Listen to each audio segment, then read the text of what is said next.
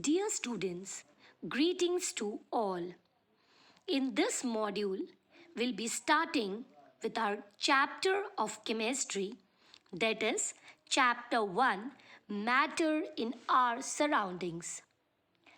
Now, children, chemistry is the branch of science which deals with the study of structure, composition, and properties of matter. So, in this module, we'll be talking about what actually is meant by matter and what are the properties of matter. Coming on to what is meant by matter. So, the objects they are made up of material, which is what is referred to as matter. Matter can neither be created nor be destroyed. It is used to cover all the substances and the materials from which the universe is made. For example, the air we breathe, the food we eat, the clothes we wear, paper, the water we drink, ink, wood, plant, everything is what is referred to as matter. Now, then, how can we define matter? Matter can be defined as anything that occupies space, possesses mass, offers resistance, and can be felt by one or more of our senses. Moving on to the classification of matter, according to our ancient Indian philosophers, matter can be classified in the form of five basic elements referred to as the Pancha Tattva, which includes air, earth, fire, sky, and water. Nowadays, modern scientists have classified matter into two ways, which includes the physical classification and the chemical classification. According to the physical classification, matter is of three types, namely solid, liquid, and gases. Whereas, according to the chemical classification, matter comprises of pure substances and mixtures. Pure substances includes elements and compounds, whereas mixtures may be homogeneous or heterogeneous in nature. Now, talking about the physical nature of matter. The important properties of matter are firstly, that matter is made up of particles. That means the particulate nature of matter. So, we'll try to understand this property. The first property, that is, matter is particulate in nature with the help of an activity. If we hold a glass sheet in our hand and we look at it, the sheet appears continuous in nature. But then, if it suddenly falls due to an accident, it breaks into small or tiny particles, which proves that the glass sheet is not continuous but it is made up of very tiny particles. And thus, matter is not continuous but is particulate in nature. Let us try to understand this through the activity underlined below. To understand this activity, let us take some water in beaker, presumably 100 ml of water in a beaker. So we have taken water in a beaker and then we'll add a spoon of sugar or salt to it. So a spoon of sugar or salt has been added in the beaker containing water. We'll stir it using a glass rod so that the particles of salt or sugar get dissolved uniformly in the beaker containing water.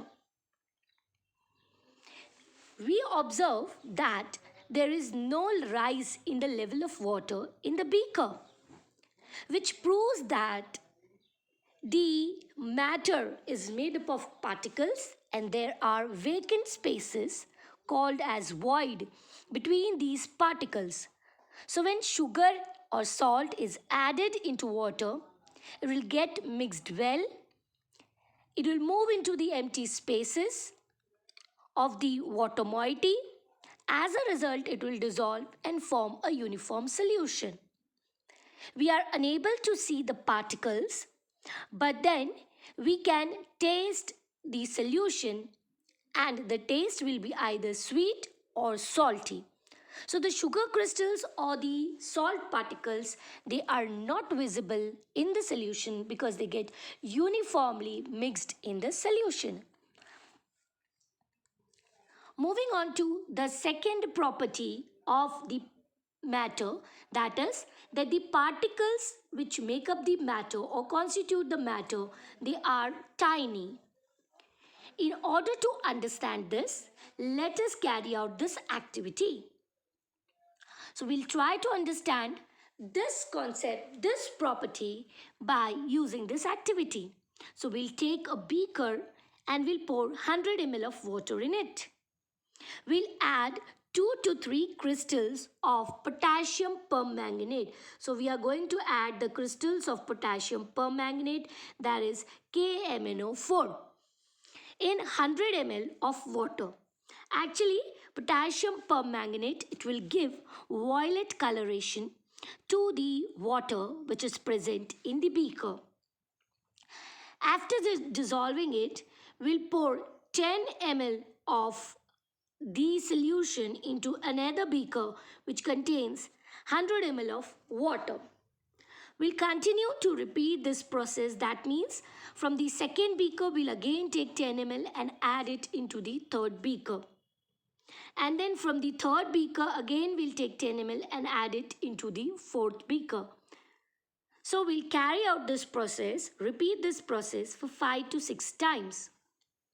We'll be able to see that the color of the solution, it is becoming lighter in nature.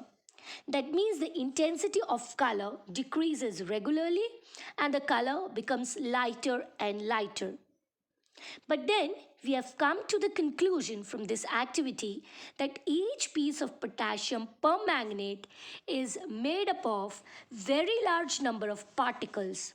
So on carrying out the dilution of the solution, these particles, they'll divide and get uniformly distributed throughout the solution. Thus, few crystals of potassium permanganate, that is KMnO4, can color a large volume of water.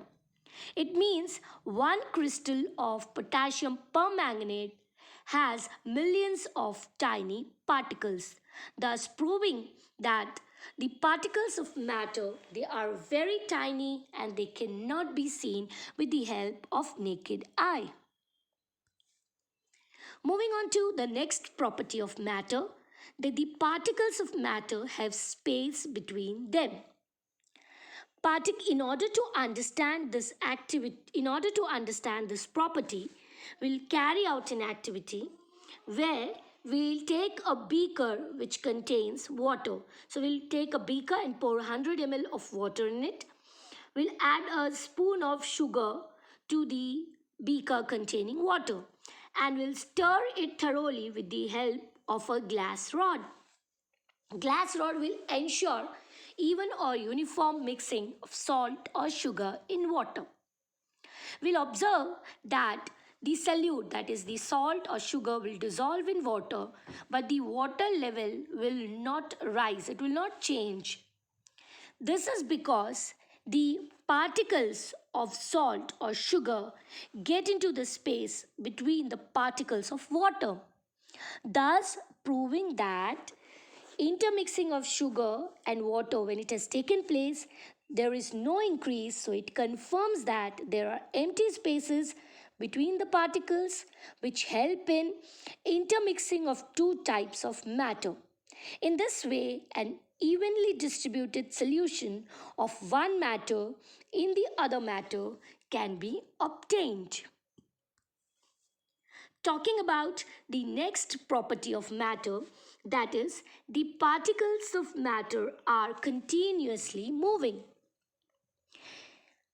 We have so far concluded by the underlined activities that matter is made up of very small or tiny particles, and these particles they have interparticle space or empty voids between them. In order to understand this concept that matter, the particles of matter are continuously moving, we'll take an incense stick and we'll light that incense stick. So when we light the incense stick, we'll observe that the temperature will increase and hence the kinetic energy of the particles will also increase. So they'll move faster and intermix themselves with the particles of air. Thus, we are able to smell the incense stick even from a large distance. We can also understand this property by carrying out the underlined activity. Now, for this activity, we are going to take a beaker. We'll put 100 ml of water in it. We'll add a drop of blue or red ink. In this activity, we have added a drop of blue ink along the sides of the beaker and we'll leave it undisturbed for few hours. We'll see that the ink will spread evenly throughout the water. This is because of the movement of particles of ink into water. So there will be intermixing which will take place as the water particles has empty spaces between them. The intermixing of two or more different types of matter on their own is what is referred to as diffusion. If instead of ink we pour honey, it will diffuse slowly. The speed of particles of honey will be low in comparison to that of the diffusion of the particles of ink because honey is viscous in nature. The next property which we need to discuss, that is particles of matter attract each other. That means there is a force of attraction between the particles which make up the matter. We'll try to understand this concept by the following activity. For this activity, we'll take an iron nail, a piece of chalk and rubber band. We'll try to break these three articles by hammering them, cutting them, stretching them. We'll find that it is easier for us to break the chalk, less easier for us to break rubber band, and it is very difficult for us to break the iron nail. The reason being the particles in the iron nail, they are held together with great force of attraction rather than the rubber band and the chalk particles. So chalk is basically calcium carbonate. The particles are held together with lesser force of attraction in comparison to that of the iron nail. Now, the next topic of discussion is the state of matter. The various things around us exist in three forms. These are namely solid, liquid, and gas. These three forms differ from one another with respect to their shapes, size, color, hardness, or fluidity. Our body is even made up of these three forms. These three forms, so we can classify our body as the solid part, having the liquid part. So solid part includes the teeth, bones, nails. The liquid part, blood, saliva. The gaseous part, the air which we breathe in, that is oxygen. Now we'll first talk about what is meant by solid. I'll try to explain that by giving few examples like book, table, pen, chalk, blackboard, chair are few examples of solid. When we talk about liquid, the examples are water, oil, alcohol, milk, chloroform, petrol, kerosene, and many more. Gases include the air around us, which includes CNG, that's compressed natural gas, nitrogen, oxygen, hydrogen, carbon dioxide, ammonia, and so on. So we'll try to understand these solids by talking about the properties of solid. So how do we first define solid? The form of matter, so the definition can be explained as the form of matter which possesses rigidity, have definite volume, definite shape, and incompressible in nature. That matter is referred to as solid. Now, talking about the properties of solids, they have fixed shape and fixed volume, and therefore they'll not change their shape when you put them in different shaped containers. For example, cube of sugar particles or needle shaped blue crystals of copper sulfate, they'll not change their shape whether you keep them in a china dish, in a beaker, or in a plate, or you place them on a paper or on your palm. They've got fixed shape. The space between the particles is minimum. That means that they are tightly held together by strong force of attraction, and the interparticle space between them is negligible. So the constituent particles, they are closely packed, and when we increase the temperature, the particles of solid, they'll possess very less amount of energy or negligible kinetic energy because they've got minimum force of attract minimum interparticle space. Therefore they possess maximum force of attraction between the particles. So the particles, they are held together very tightly and they have minimum interparticle space. Because they are held together very tightly, therefore the movement is also minimum. That means movement due to diffusion will be minimum. Next property states that they are least compressible, or you can say almost incompressible in nature. For example, a stone cannot be compressed by a hand on applying pressure.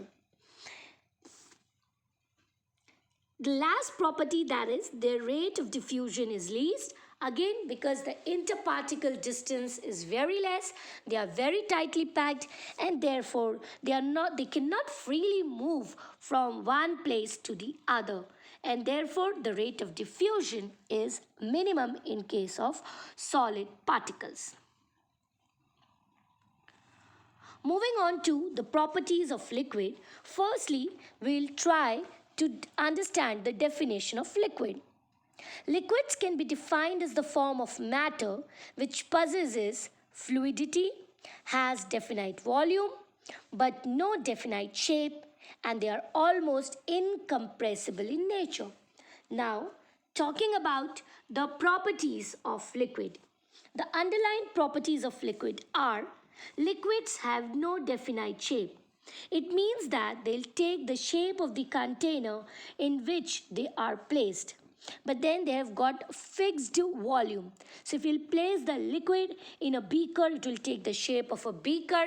If you place it in a round bottom flask, it will take the shape of the round bottom flask.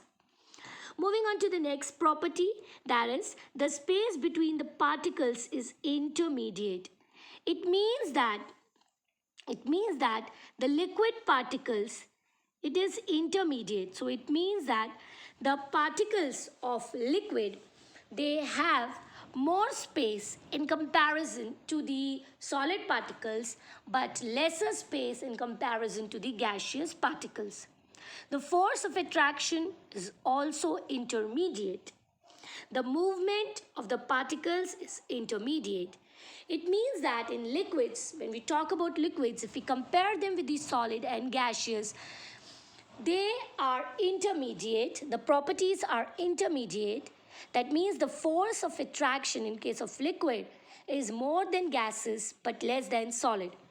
Interparticle distance, when we talk about, it is more than solid but less than gaseous particles.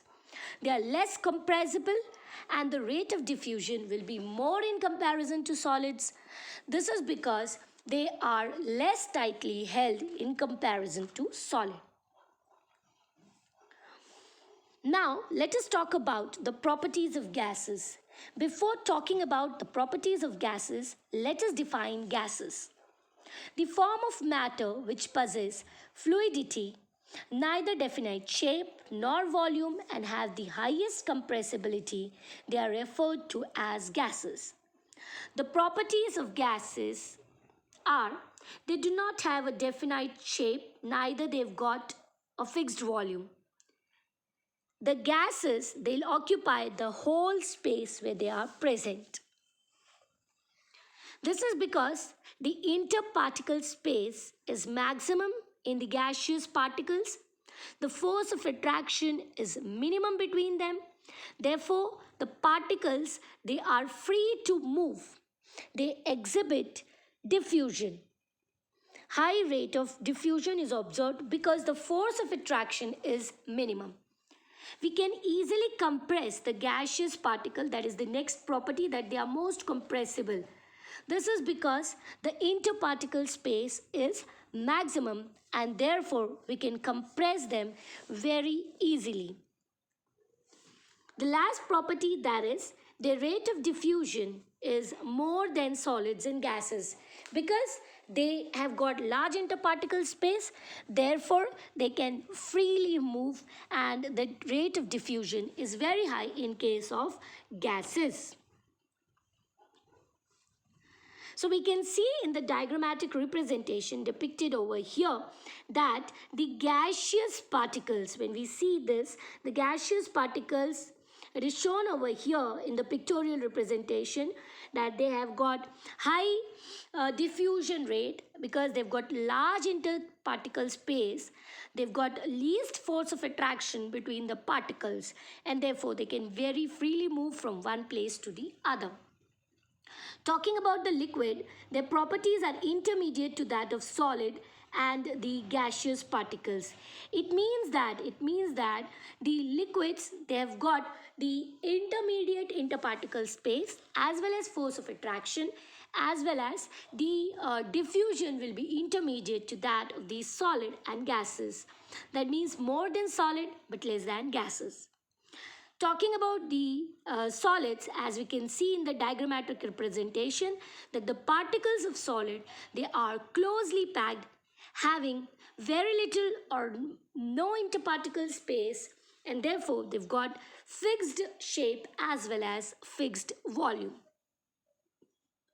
So in this module, we had basically discussed about the introduction of what is meant by matter, what are the properties exhibited by matter, and we had talked about the properties of three states of matter, that is solid, liquid and gases. Thank you.